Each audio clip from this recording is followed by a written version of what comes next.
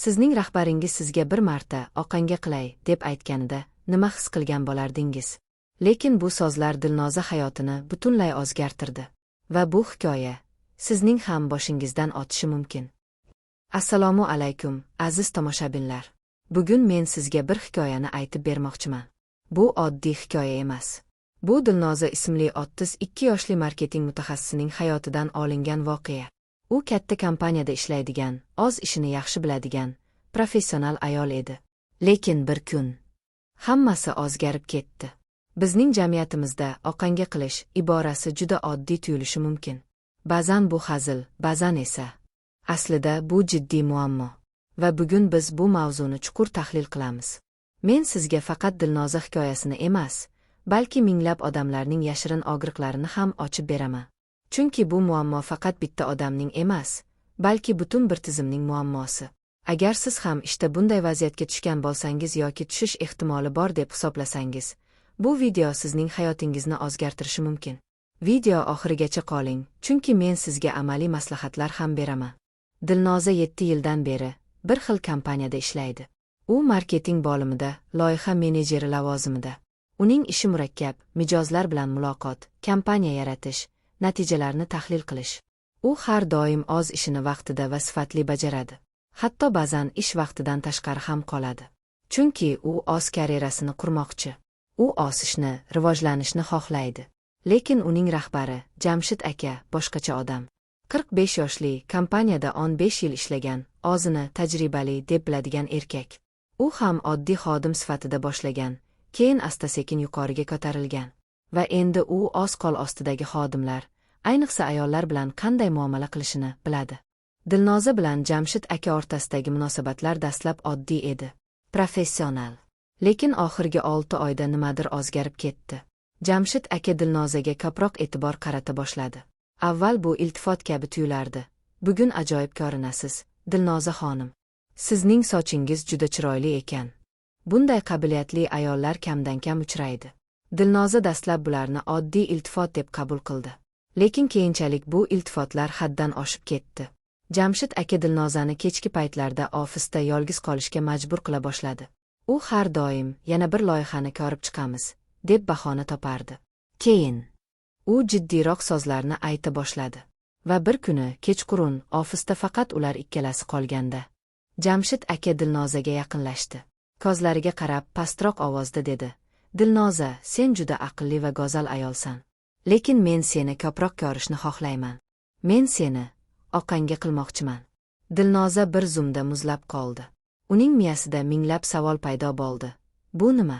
Bu haqiqatmi? Men noto'g'ri eshitdimmi? Bu shunchaki hazilmi? Yo bu tahdid? Jamshid aka jilmayib qo'shib qo'ydi: "Sen menga yoqasan. Va agar sen mening bilan yaxshi munosabatda bo'lsang, men sening karyerangni ko'taraman. Agar yo'q bo'lsa, bilasanki, bu kompaniyada mening sozim kuchli." Va shu zahotiyoq Dilnoza hayotidagi eng og'ir tanlovga duch keldi. Dilnoza uyiga qaytganda hech kimga hech narsa demadi. U erini ham aldamadi. Chunki u bilmas edi nimani qilish kerakligini. Uning boshida minglab fikrlar: agar men bu haqda gapirsam, meni ishdan haydashadi.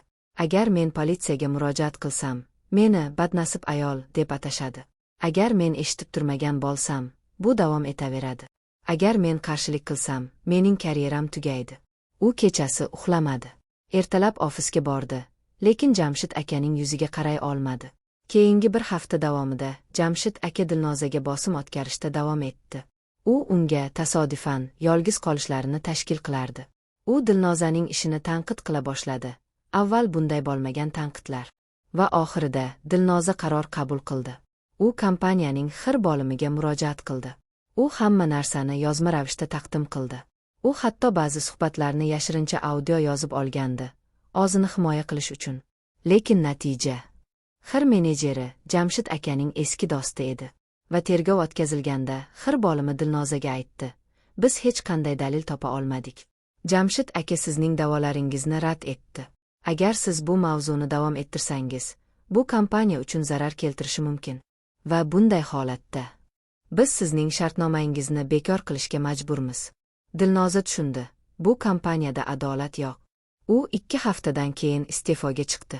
Dilnoza hikoyasi yolg'iz emas. O'zbekistonda va butun dunyoda millionlab ayollar har kuni ish joyida jinsiy ta'qibga duchor bo'lishadi. Statistika, Mo'minning ma'lumotlariga ko'ra, dunyo bo'ylab har 3 ayoldan birtasi hayoti davomida jinsiy ta'qibga duch keladi. ILO Xalqaro mehnat tashkiloti ma'lumotiga ko'ra, ish joyida jinsiy ta'qib hodisalari yillik 23 ga osmoqda. O'zbekistonda rasmiy statistika yo'q, lekin noformal tadqiqotlar ko'rsatadiki, ish joyidagi ayollarning kamida 40% bunday muammoga duch kelgan yoki duch kelishi mumkin. Nima uchun? Bu muammo yashirinadi. Jamiyat bosimi, ayollar uyat deb o'ylaydilar. Ular o'zlarini aybdor his qilishadi. Iqtisodiy qaram bo'lish, ko'p ayollar ishlarini yo'qotishdan qo'rqishadi. Huquqiy himoyaning zaifligi. O'zbekistonda bunday holatlar uchun qonun bor, lekin amalda ularni qo'llash qiyin. Korporativ madaniyat. Ko'p kompaniyalar o'z obro'sini saqlash uchun jabrlanuvchini yashiradilar, aybdorni emas. Men yana bir misol keltirmoqchiman. Madina 28 yoshli o'qituvchi. U maktabda ingliz tili fani o'qituvchisi. Uning ishini yaxshi ko'radi. Bolalar uni yaxshi ko'radilar. Lekin maktab direktori, 50 yoshli erkak, Madinaga boshqacha qaraydi. U dastlab Madinani kichik qizim deb chaqirardi. Keyin esa go'zalim deyishga o'tdi. Keyin esa uning yelkasiga qo'l qo'yishni, sochiga teginishni odatga aylantirdi. Madina qarshilik qilishga harakat qildi. Lekin direktor unga dedi: "Sen yangi o'qituvchisan. Men seni istalgan vaqt ishdan haydashim mumkin. Agar sen mening bilan yaxshi bo'lsang, men seni doimiy ishga olaman." Madina nima qildi? U ota-onasiga aytishga jur'at eta olmadi. Chunki oilasida u yagona daromad manbai edi. U 6 oy davomida bu azobni chekdi. Keyin u ruhiy kasallik belgilarini seza boshladi. Uyqusizlik, tashvish, depressiya. Oxirida u psixolog yordamiga murojaat qildi.